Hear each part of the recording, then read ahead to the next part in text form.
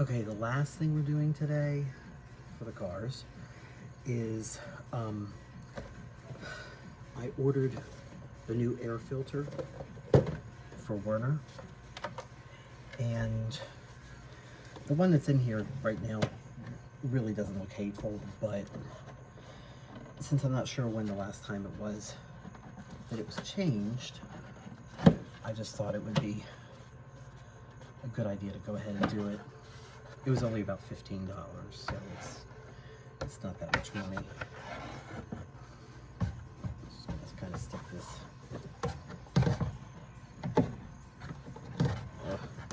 Cooperate with me here. There we go. Right, oops. Stay up there. Okay, fine. I had a little bit of trouble. There we go. So this is like literally the easiest thing you can do for a car. Like, I mean, it's so easy.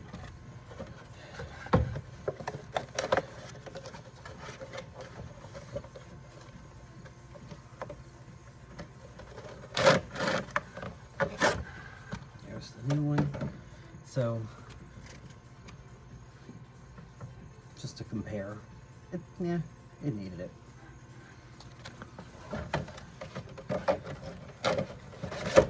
Back here in the box.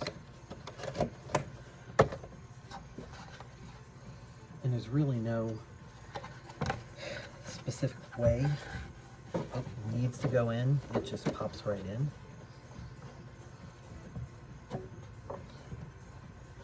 Just like that. This goes back on. There's 4 little clips. That hold this on. That's it. Now, real talk. The filter was about $15 or $16. Got it on Amazon. I'm actually going to hold this up so I remember the number.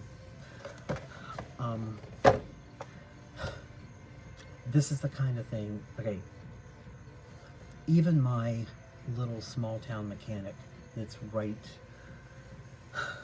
the dealership that I take the cars to, it's within walking distance here to the house, which is why I use them, because I can drop the car off and then literally walk home.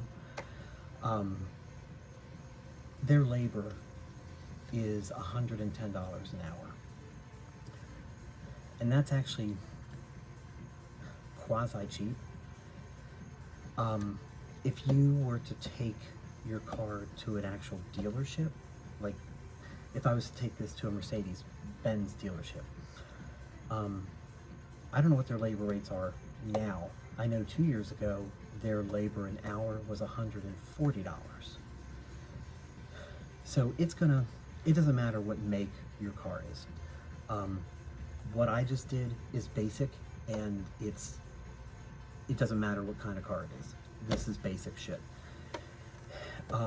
If you were to take your car to any mechanic and have this done, they're not going to charge you for 15 minutes. They're going to charge you for a whole hour. So if I was to take this across the street and have them do this, they would have charged me $110. Plus, if they bought the part, they probably would have charged me maybe $30 for the air filter, because they're going to put a markup on it. Oh, that's another thing.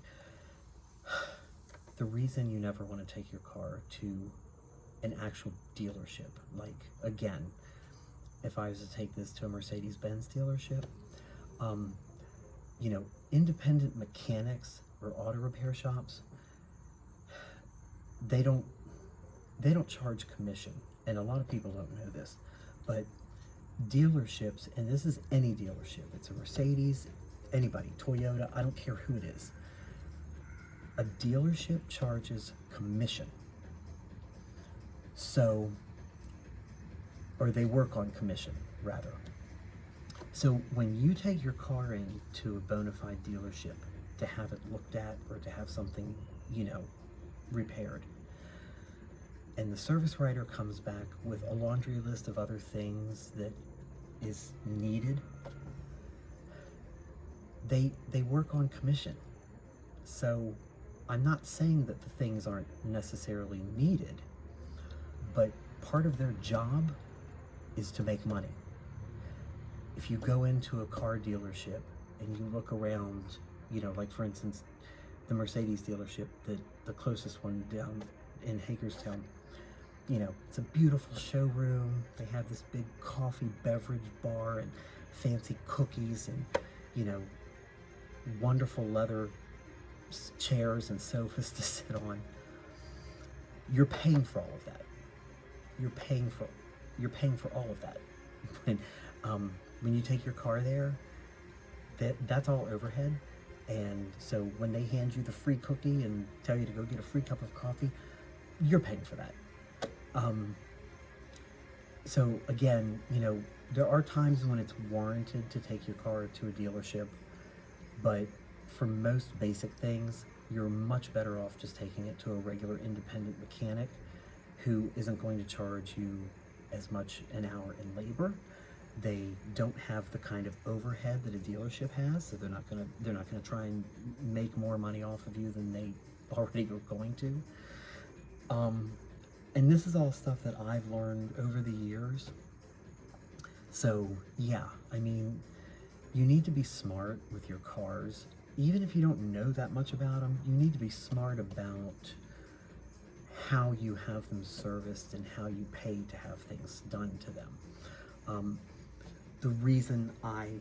One of the reasons I challenge myself to learn how to do these things on these cars myself is because, first of all, like you just saw, this literally took 2 minutes to do it.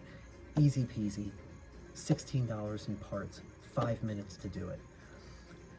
Other things aren't going to be as quick. You know, it took me 3 or 4 hours this afternoon to work on the wagon and trying to fix a faulty brake light. But I fixed it. But again, you know, if you have any, you know, if you have any common sense at all, most of this truly is common sense. And where common sense, you know, where your common sense runs out, that's where YouTube videos kick in. I can't tell you how many things I've done to these cars by watching a YouTube video first, bringing my laptop out here and setting it up, and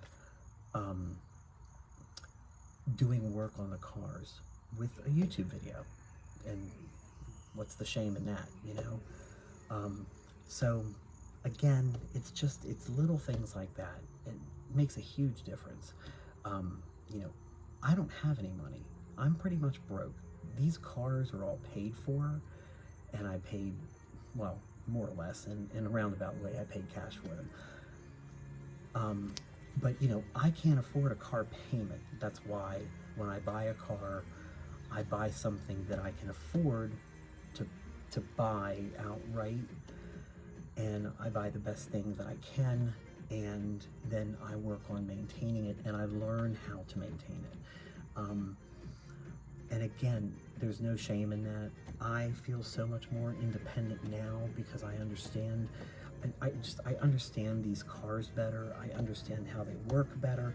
I'm not as afraid to touch them. I used to be so afraid to open the hood. But now I'm not. And now if something does go wrong, I have a much better idea of what it could be, where to look for something, how to troubleshoot it. And if I can't fix it, at least I already have enough knowledge about the car that I'm not going to get gouged, and I'm not going to get railroaded if I take it in and have a mechanic do the work on it, or if they come back and they give me an estimate. I'll kind of know if they're bullshitting me. So it really does pay to get familiar with your car and understand it the best you can. And this is coming from someone, I'm a novice. I am not a mechanic. I don't know that much about cars. But I know a lot more than I used to, and I probably know a lot more than most people, actually. At least that's what I've been told. And that actually kind of makes me feel good because I am completely right-brained. I am not a mechanical, I'm not a left-brained mechanical type thinker. But if I can do this stuff, then truly, like, anybody can. So anyway, I kind of rambled, but that's how you change an air filter.